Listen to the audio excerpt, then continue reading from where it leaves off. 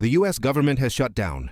After senators failed to agree on a last-minute funding bill, this is how we got here. The shutdown, the first since the end of 2018, is likely to bring some, but not all, U.S. government services to a temporary halt. Earlier, President Donald Trump threatened mass, irreversible firings of federal workers if the shutdown went ahead. Global financial markets are broadly taking the shutdown in their stride.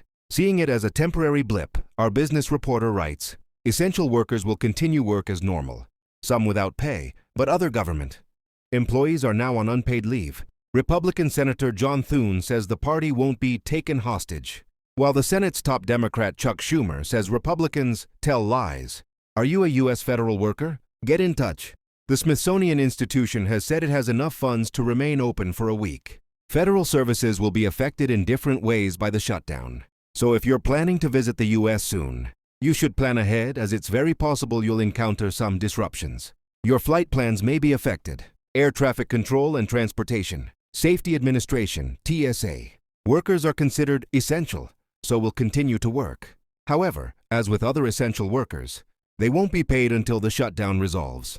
During the last shutdown, these workers increasingly began to call in sick, leading to airport delays. The U.S. Department of Transportation's shutdown plans outline that hiring and training of air traffic controllers will continue. Public transport within the U.S. should continue as normal. The Rail Passengers Association said last week that Amtrak and transit systems should not be affected in the short term.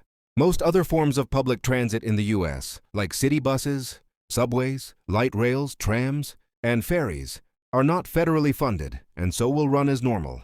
Attractions and landmarks will be affected differently. An Interior Department contingency plan has outlined that national parks will remain partially open.